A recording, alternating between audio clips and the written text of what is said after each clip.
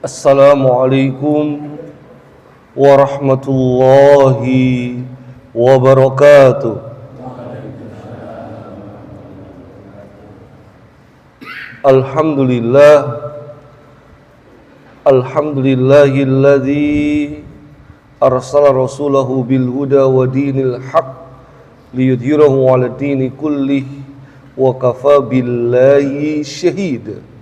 Asyhadu an la ilaha illallah wahdahu la syarikalah wa asyhadu anna Muhammadan abduhu wa rasuluh. Allahumma salli wa sallim wa barik ala nabiyyina Muhammadin wa ala alihi wa ashabihi wa man tabi'ahum bi ihsanin ila yaumiddin wa ba'd. Jamaah rahimani wa rahimakumullah. Setelah ayat-ayat yang kedua turun dalam surah Al-Muddatsir, para jemaah. Kalau ayat-ayat yang pertama turun adalah surah Al-Alaq, ya, maka ayat yang kedua turun ini langsung perintah. Ayat-ayat yang pertama turun berbicara tentang ilmu pengetahuan, Iqra. Ayat-ayat yang kedua turun ini langsung Allah memerintahkan baginda Nabi yang mulia Rasulullah Muhammad SAW untuk berdakwah. Ya, bismillahirrahmanirrahim. Ya ayyuhal muddatsir, wahai orang yang berselimut, qum, bangunlah, fa'andir, dan berilah peringatan. Wa rabbaka fakabbir, dan Tuhanmu agungkanlah. Wasiyabaka fatahhir, dan pakaianmu bersihkanlah. Warujza fahjur, dan perbuatan dosa hijrahlah, tinggalkanlah. Wala tamnun tastaksir, dan janganlah kamu memberi dengan maksud memperoleh balasan yang lebih banyak. Wali rabbika fasbir, dan untuk memenuhi perintah Tuhanmu bersabarlah. Para jemaah, ringkasan tadabbur ayat ini, Allah Subhanahu wa taala bertujuan untuk memberikan peringatan kepada manusia, untuk mengagungkan Rabb semesta alam, untuk membersihkan pakaian secara jasmani, membersihkan jiwa secara rohani, membersihkan dosa, maksudnya berhala-berhala dan lain sebagainya. Ikhlaskan perbuatan ini hanya karena Allah Subhanahu wa taala, dan bersabarlah dalam berdakwah, memberikan peringatan kepada manusia. Para jemaah, jadi setelah turun awal-awal dari surah Al-Muddatsir ini, sekilas terlihat sederhana, ya. Namun Rasulullah SAW sejak turun Al-Muddatsir sampai wafatnya beliau tidak pernah berhenti walaupun sejenak untuk terus berdakwah, berjuang dengan segenap tenaga sampai akhir hayat beliau sallallahu alaihi wasallam. Jadi sejak Al-Muddatsir sampai Allah mewafatkan beliau, hidupnya full terus dakwah. Nggak ada istirahat, rehat dulu, nggak ada. Nggak ada disambi sambil dagang, nggak ada. Ya, semuanya full dakwah sejak Al-Muddatsir ini, para jemaah. Maka disinilah Rasulullah SAW kemudian memahami yang kita perlu ingatkan juga, para jemaah. Dakwah itu maknanya adalah da'watun nas ilallah bil hikmah wal mau'izatil hasanah hatta yakfuru bit tagut wa yu'minu billah wa yakhruju mid dhulumatil jahiliyah ila nuril Islam. Dakwah itu, para jamaah, ada 5 komponen. aktivitasnya namanya dakwah. Yang didakwai adalah anas, manusia. Tujuannya mengajak manusia ilallah, kepada Allah. Caranya bil hikmah, dengan hikmah, wal mau'idotil hasanah, dengan nasihat yang baik. Sasarannya adalah hatta yakfuru bitogut, sampai manusia itu mengingkari berhala-berhala, sesembahan selain Allah, wa yu'minu billah, dan beriman kepada Allah, wa yakhruju min dulumatil jahiliyah ila nuril Islam, dan mengeluarkan manusia dari kegelapan jahiliyah menuju cahaya terang benderang, yaitu dinul Islam. Para jemaah, perlu kita ingat, kewajiban dakwah itu salah satu ayat yang menjadi rujukannya adalah Ali Imran 104. Allah Ta'ala berfirman, wal takun minkum ummatun yad'una ilal khair, dan hendaklah ada di antara kalian segolongan, sebagian umat yang menyeru kepada kebaikan, yaitu dakwah. Nah, minkum, wal takun minkum ummah. Minkum di sini maknanya bisa dua, para jemaah. Sebagian manusia, minan nas, yaitu semua umat Islam wajib berdakwah, fardu ain. Hanya saja tuntutan berdakwahnya disesuaikan dengan kemampuannya. Ya, itu makna yang pertama.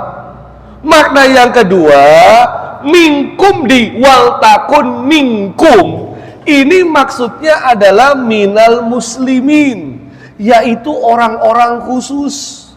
Mereka yang berdakwah secara profesional, mengerti fikih dakwah secara baik, memahami metode ilmu terkait dakwah, dan hukumnya ini adalah fardu kifayah. Para jemaah, dua makna ini tetap saja semuanya kena, Pak. Baik yang memang profesinya memang beneran dai, atau yang profesinya bukan dai tapi tetap bisa berdakwah.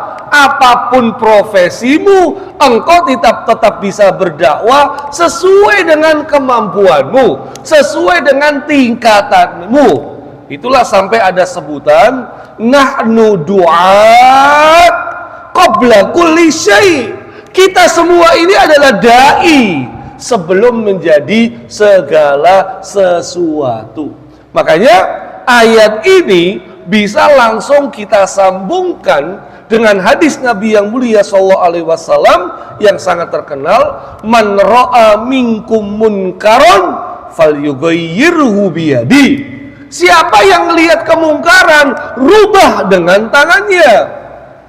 Fa illam yastati fabilisani, kalau nggak mampu dengan lisannya. Fa illam yastati fabiqalbi, kalau nggak mampu lagi dengan hatinya. Tapi ingat, kalau yang hati wadzalika at'aful iman, yang hati ini selemah-lemahnya iman. Para ulama kemudian memberikan keterangan, yang bisa merubah kemungkaran dengan tangannya siapa? Dialah penguasa, dialah pemimpin, dialah yang punya kekuatan, dialah yang punya kekuasaan, dialah yang mampu menggerakkan aparat dan lain sebagainya. Para jamaah, doli puluhan tahun nggak tutup-tutup, walaupun masjid banyak di sana, penceramah keluar masuk dari sana, tapi kan dolinya nggak tutup-tutup. Para jemaah, dengan kekuatan, dengan tanda tangan seorang pemimpin kota, para jemaah, maka doli bisa ditutup. Ya, itulah merubah kemungkaran dengan kekuatan, dengan tangannya para jamaah. Ya, adapun setelah doli tutup kemudian berkeliaran kemana-mana, itu lain lagi persoalannya para jamaah. Makanya di sini entah bagaimana banyak yang kemudian berupaya mengusulkan ya untuk kembali menjadikan tempat prostitusi itu satu lokasi saja, dilokalisasi lagi para jamaah, supaya tidak tersebar kemana-mana, termasuk judi, termasuk khamar, termasuk perbuatan yang tidak bermoral, mulai diusulkan dilokalisasi biar mudah pengontrolannya. Kita jangan diam. Makanya di sini kalau nggak mampu dengan tangan, lakukan dengan lisan bersuara. Para dai, para khotib, para penceramah, sosial media kita, kekuatan netizen para jamaah. Ya, sekarang kebijakan-kebijakan yang merugikan atau yang keliru itu bisa dengan kekuatan netizen para jamaah, sehingga segala sesuatu yang kelihatannya mungkar bisa dirubah dengan lisan kita, walaupun memang ini para ulama menyebutkan khusus pada para penceramah, tugas mereka lebih utama di posisi ini. Nah, bagi mereka yang tidak mau dengan tangannya, yang tidak mau dengan lisannya, maka fabi qalbi, cukup dengan hatinya. Di sini para jamaah, dengan hati para ulama menyebutkan kamu harus membenci kemungkaran tersebut, kamu harus membenci kemaksiatan tersebut, kamu harus membenci kezoliman tersebut, kesyirikan tersebut. Itulah yang namanya ingkarul mungkar bil qalbi, mengingkari kemungkaran dengan hati, maksudnya benci kemungkaran tersebut. Nah, ini masalahnya para jamaah. Hari ini orang membenci saja sudah takut ya. Nanti bisa kena pasal ujaran kebencian. Akhirnya ujung-ujungnya masa bodoh, tidak peduli, biarkan saja, itu bukan urusan kita, biarkan saja, itu bukan kewajiban kita. Jangan jadi hakim bagi orang lain, jangan jadi Tuhan bagi orang lain. Yang penting kita nggak kayak gitu, urus diri kita sendiri. Sikap cuek, masa bodoh terhadap kemungkaran yang ada di hadapannya, yang ada di depan matanya, yang ada di lingkungannya, maka inilah masuk dalam kategori ayat wattaqu fitnatal la tusibannal ladina dzalamu minkum khassah. Takutlah kalian dengan azab Allah yang tidak hanya diterima oleh orang-orang yang berbuat kemungkaran atau berbuat zolim saja, tapi orang-orang yang cuman baik, hanya dirinya sendiri, tidak berupaya memperbaiki keburukan yang ada di sekitarnya. Ketika azab Allah turun, semuanya kena tanpa terkecuali. Makanya para jamaah, bedakan antara solih dengan muslih. Solihun sama muslihun. Kalau orang solih, dia hanya baik untuk dirinya sendiri, bukan kepada orang lain. Tetapi kalau orang muslih, dia sudah baik dan dia berupaya memperbaiki dirinya, keluarganya, lingkungannya, masyarakatnya, bangsa dan negaranya. Inilah yang kita butuhkan, bukan sekedar solihun, tapi juga muslihun para jemaah. Baik, mari kita bacakan kembali bagaimana fadhailud dakwah, keutamaan dakwah para jamaah. Di sini keutamaan dakwah yang pertama adalah tugasnya para nabi dan rasul. Qul hadi sabili ad'u ilallah ala basirah. Surah Yusuf 108. Jadi mereka yang terjun di dunia dakwah, mereka sebenarnya melanjutkan estafet nabi, estafet dakwah para nabi dan rasul.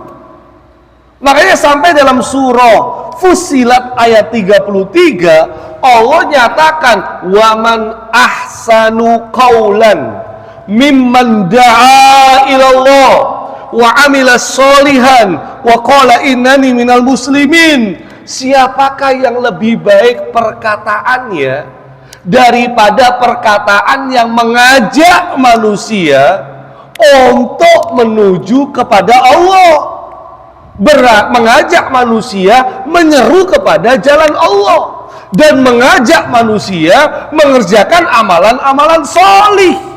Maka ucapan terbaik, perkataan terbaik adalah perkataan yang menyeru, mengajak manusia kepada Allah. Inilah yang namanya dakwah.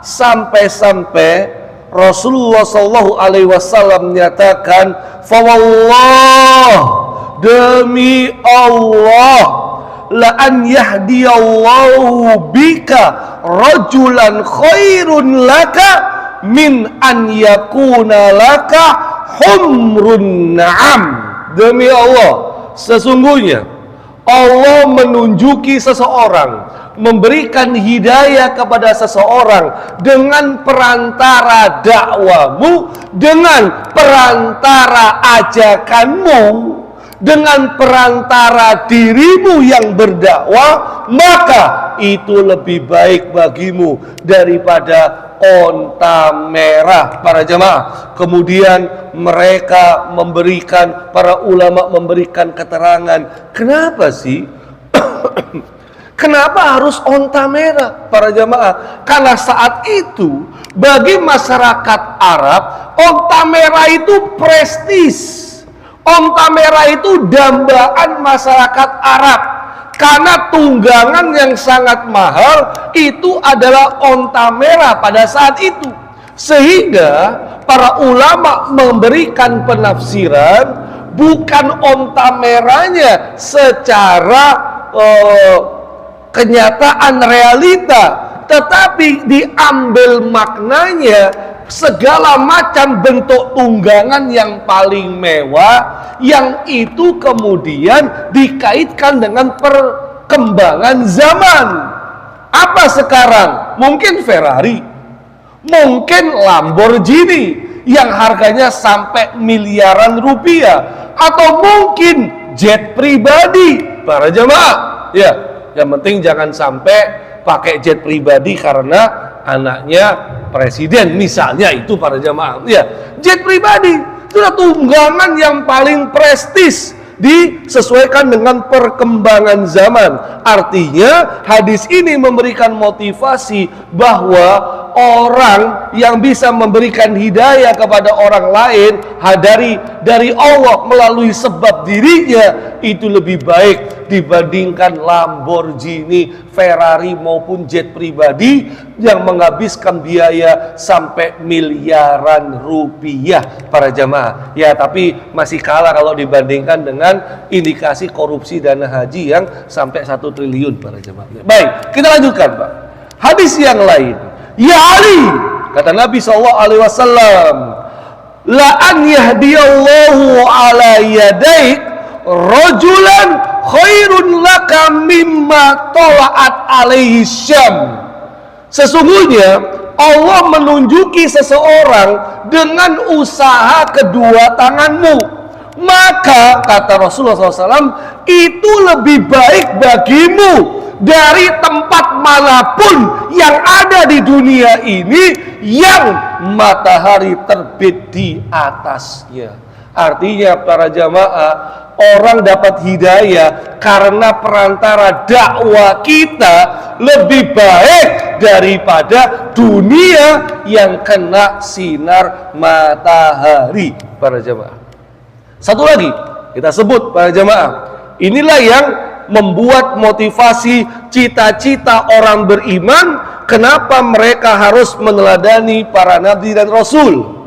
Innallaha wa malaikatahu wa ahlas samawati wal ardin. Sesungguhnya Allah, kemudian malaikat-malaikatnya Allah, kemudian penghuni langit dan bumi, hatta namla fi hujriya wa hatta al-hut, sampai semut-semut di dalam lubangnya, termasuk ikan-ikan. Apa maksudnya mereka ini?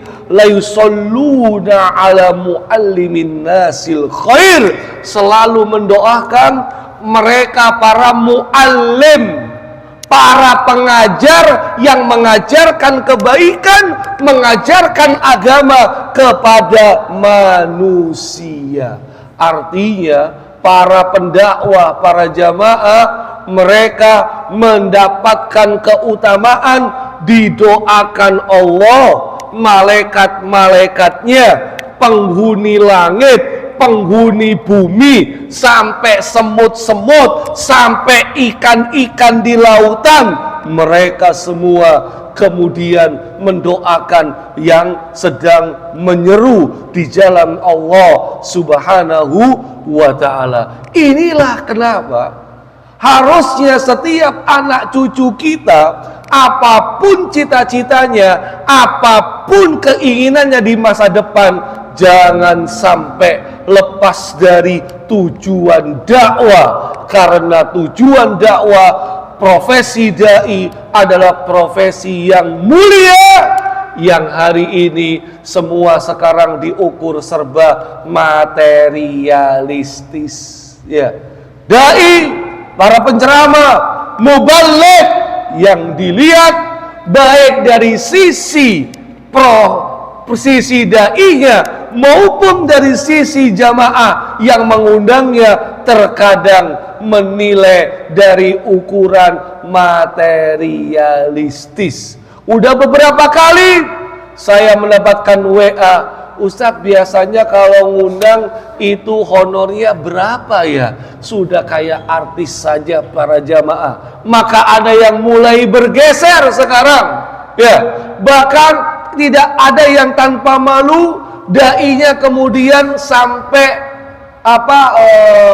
menawarkan, ya, yang mengundang, ibu memuliakan ahli ilmu kan? Oh iya Ustadz, iya. Biasanya berapa ya Ustadz? Nah ini Pak, ya, sudah mulai begitu.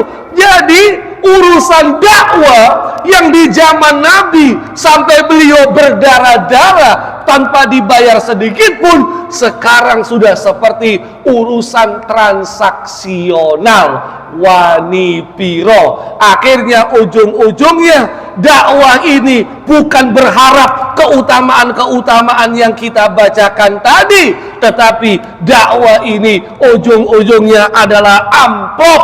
Walaupun amplopnya nggak penting, yang lebih penting adalah pahalanya para jamaah. Maka di sini mari saling mendoakan, luruskan niat supaya keberkahan bagi Allah untuk kita semua. Amin, Allahumma amin.